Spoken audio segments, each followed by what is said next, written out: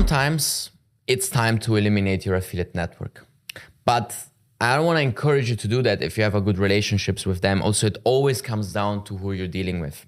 But sometimes they're just a useless middleman that are not helping you to move forward. So you need to find a solution in order to scale further. But in the majority of cases, you just need to negotiate damn hard with them. Because, see, they have their own interests, which is fine. But very often they're just a roadblock. So they can pay you less than what you would get paid if you went direct. They're an unnecessary middleman in terms of communication with the brand, which can slow down everything. So for example, when I work with some new exciting brands, sometimes I have a middleman because I have like people around me that pitch me solid brands, like tier 1 brands, like companies with the caliber of like Uber or so. There's always like a middleman in there.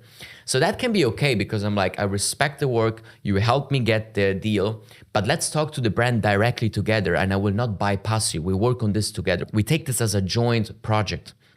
But if you need to ask them to ask the brand and all the time the conversation has a middleman, it's just gonna slow down the process a lot and it just doesn't get anywhere. And I had that multiple times over and over again where I work with like super exclusive brands, but I have to go direct immediately, not by eliminating the partner, but be like, yo, I need to work with them. I know my job better than you do. So I need to talk about them, how to shoot the perfect VSLs, how to script, what we can say, what we can't say. It just cuts down the time so much. And we don't want to deal with long waiting times and waiting for answers and trying to understand someone through someone else. So what I usually do, and people around me understand that as well right away, is like, yo, let's just jump on a call with the brand directly and understand how we can make this work together in the best way possible. And affiliate networks, good ones, they understand that as well. Or they could be the product owners directly. So negotiate damn hard with them to like improve that type of relationships, to get to the source as soon as possible. And if they don't cooperate, well, I mean, sometimes you just need to find someone else or go direct with the brands, because many brands just work also with different affiliate networks. So, you know, there are ways. I don't encourage you to technically eliminate your affiliate network and to like break good relationships with them, but I don't work with many affiliate networks anymore. Like actually, I don't work with affiliate networks. I work with partners that introduce me to brands, and that's a different thing. Or I simply go direct. But I don't like to work with affiliate networks for the same reason. Also on affiliate networks, the product selection is pretty poor. Like solid tier 1 brands, those 50K a day campaigns are usually not to be found in affiliate networks. There are exceptions and there are products doing these numbers, even higher than that, we know that. But I don't really like to work with them too much because the brands are usually too aggressive. If we speak about the ClickBank, I don't really vibe with ClickBank simply because it's just too aggressive. Also, I don't like their model with all the refunds and all of that. Like there are a few things that just turn me off. And in general, the main thing is from an ethical point of view, they're simply too aggressive. I don't like to run ads that are gonna scare people that just to make them buy some product. I don't like that philosophy, but that's up to anyone. Everyone has their ways to get what they want. It just doesn't work with me. But also there's GiddyUp. A lot of affiliates are doing like very freaking solid numbers. Actually, I encourage people to join GiddyUp through my Scalers Method course because I think that's a very good starting point if you're a beginner and you wanna make money. But otherwise, guys, like if we're hitting that limit and we can't find those products, it goes back to having the right network, meeting the brands directly to actually level up. But you can still manage to get like 20K days, 30K days, 50K days with some affiliate networks with specific products. And when you do get those days and you prove yourself that you're actually banging and bringing value, one thing you should be negotiating without doubt is exclusivity. Exclusivity is going to eliminate all the competition on that network with that brand or with the brand in general, because you're gonna be the only affiliate running that specific product and no one else will be able to touch you unless some other company has a similar product that is gonna be your competitor. But at least no one can make ads for the same brand and you can just have the entire traffic for yourself.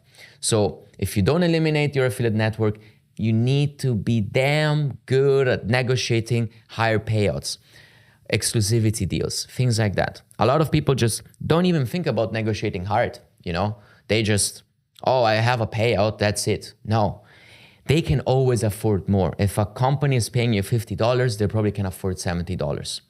It all comes down to who we're dealing with. So another thing that I always ask when I'm working with a new brand is like, listen, I need access to your AOVs. I want to see your average order value because I want to see if the backend is improving, because if it is improving, I can actually ask like if they can increase the payout. But I was thinking, usually with the brands that I work with, because they're so good, they're the first one to offer me a better payout.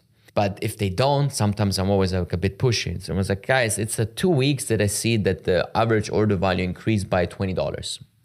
Instead of making $170 on average order value, I see that it went up to $190. Is there room for a boost?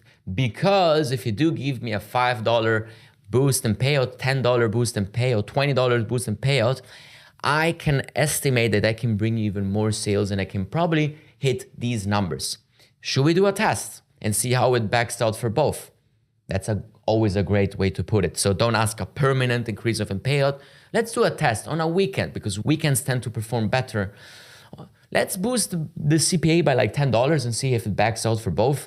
Otherwise, we go back at the base payout because you want to make sure that your partner is also making money. I want to be sure that you guys are making money. I don't want to take all the money for me and you guys don't hit your targets. But I also have my targets and I want to see if this just simply works better. So negotiate.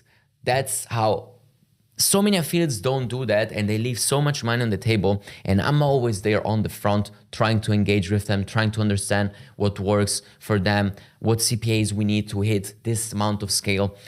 And that's exactly it. This goes back to having a good relationship with the partners that you work with because that's key. It's not jumping around left and right, like dating multiple people at the same time. No, take one that you really like, that you really vibe with, that you see future in it, and just work on these damn things. So I don't want you to be one of those affiliates that just leaves money on the table. So I hope you're taking notes, pen and paper, and you're writing down negotiate, and you circle it very well so you can remember that you need to be doing this almost all the time without being too pushy, without stressing. We spoke about that, but remember to negotiate. Now we're gonna talk about another reason why you could not be scaling the right way, and that's because your ads are probably sucking and they're not good enough. So see you in the next lesson. Peace.